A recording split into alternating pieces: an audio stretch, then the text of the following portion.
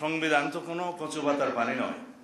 আমরা একটা কথাই বলি যে তাল ধপ করিয়া পড়িল নাকি পড়িয়া ধপ করিল, কথা তো একখানি। হ্যাঁ, যদি এখনো প্রয়োজন হয়, জাতির প্রয়োজনে, যদি জরুরি প্রয়োজনে সংবিধানের কোনো বিষয়ে ভায়োলেট করার বা এখনই কার্যকর করার প্রয়োজন হতে পারে, সেই বিষয়েও আমরা সুপ্রিম কোর্টের মতামত নিতে পারি।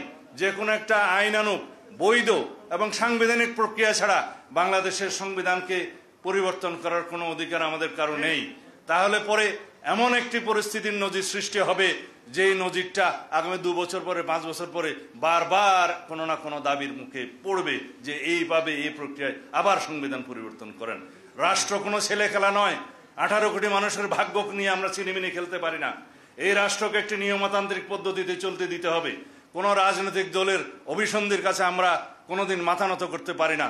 এই জনগণের স্বার্থই চূড়ান্ত, এই জনগণের অভিপ্রায়ই চূড়ান্ত। এই দেশের সার্বভৌম জনগণই হচ্ছে চূড়ান্ত সিদ্ধান্ত দেওয়ার মালিক। আসুন আমরা তাদের কাছে যাই।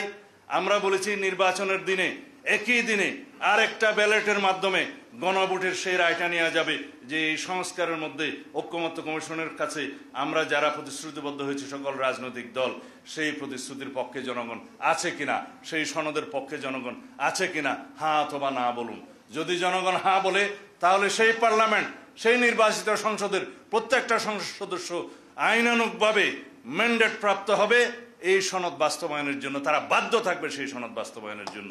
আমরা সেই প্রক্রিয়ার কথা বলেছি, কিন্তু না, তাদের কথাই মানতে হবে যে সাংবিধানিক আদেশের মধ্য দিয়ে অবৈধভাবে এই ঘোষণা নাকি এখনই জারি করতে হবে উইথ ইমিডিয়েট এফেক্ট, যে আজকে থেকে কার্যকর হলো ধরে নিয়ে।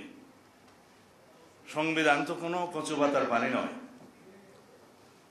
যে যা খুশি, যেভাবে খুশি সেভাবে আমরা বলে দিলেই পরিবর্তন হবে। অনেক বক্তব্য দিয়েছে এই ব্যাপারে। যখন রাষ্ট্রের সংবিধান ছিল না, দেশে যখন স্বাধীনতার ঘোষণা দিতে হয়েছিল, বাংলাদেশের উপরে যখন যুদ্ধ চাপিয়ে দেয়া হয়েছিল, তখনকার নির্বাচিত প্রতিনিধিরা এই ভূখণ্ডের জন্য গণপরিষদ গঠন করে স্বাধীনতার ঘোষণাপত্র জারি করেন। সেখানেই জনগণের সামনে তারা বললেন, তারা গণপরিষদ গঠন করলেন। তারা রাষ্ট্রপতি, উপরাষ্ট্রপতি এবং মন্ত্রী পরিষদ গঠনের জন্য তারা এখতিয়ার দিলেন এবং তারা জনগণের পক্ষে রাষ্ট্র পরিচালনা করলেন।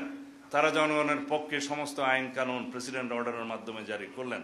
সেই বৈধ প্রক্রিয়ার মধ্য দিয়েই বাংলাদেশ চলেছে। পরে সংবিধান হয়েছে, সেই সংবিধান অনুসারে নির্বাচন হয়েছে। নির্বাচনের পরই সেই সাংবিধানিক প্রক্রিয়া রাষ্ট্র রেগুলারলি এসেছে। এখানে কোনো অনিয়ম হয়নি।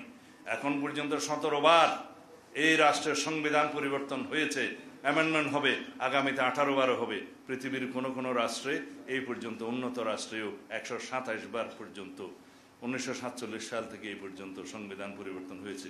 জনগণের জন্যই সংবিধান। সুতরাং জনগণ সেই সংবিধান পরিবর্তন করবে জনগণের চাহিদা অনুযায়ী, সমাজের চাহিদা অনুযায়ী, যুগের চাহিদা অনুযায়ী, জনকল্যাণকে সামনে রেখে। সুতরাং আমরা যেন কেউ আবেগী না হই, কেউ যেন এটা না বলি যে গণপরিষদের মাধ্যমে নতুন সংবিধান করতে হবে। আমি তাদেরকে বলেছিলাম, গণপরিষদের মাধ্যমে নতুন সংবিধান প্রণীত হলে সেই সংবিধানকে আর পরিবর্তন করা যাবে না। 1972 সালে যে সংবিধান প্রণীত হয়েছে সেটা কি গণপরিষদের মাধ্যমে হয়নি?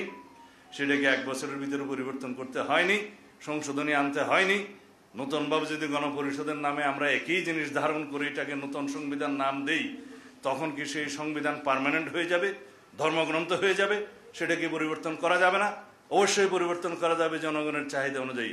সুতরাং আসুন, নতুন সংবিধান বলি বা সংশোধিত সংবিধান বলি, গণপরিষদের মাধ্যমে বলি বা জাতীয় সংসদের মাধ্যমে বলি, ঘটনা তো একই। আমরা একটা কথাই বলি যে তাল ধপ করিয়া পড়িল নাকি পড়িয়া ধপ করিল, কথা তো একখানি। এই যে জনগণ ঐক্যমত্যে আসলো, সেই রাজনৈতিক দলগুলো ঐক্যমতে আসলো সংবিধানের কিছু বিষয় সংশোধনের জন্য, মৌলিক সংবিধান সংশোধনের জন্য, সেগুলো যেই প্রক্রিয়াই গ্রহণ করা হবে, সেই প্রক্রিয়াটা একটা সাংবিধানিক বৈধ এবং আইনানিক প্রক্রিয়ার মাধ্যমেই হতে হবে। এটাই হচ্ছে আমাদের বক্তব্য। জীবন অবাক না করলে কে করবে? 28% মিল্ক ফ্যাটের অবাক করার সাথে ফ্রেশ মিল্ক পাউডার। জীবন অবাক করুক প্রতিদিন।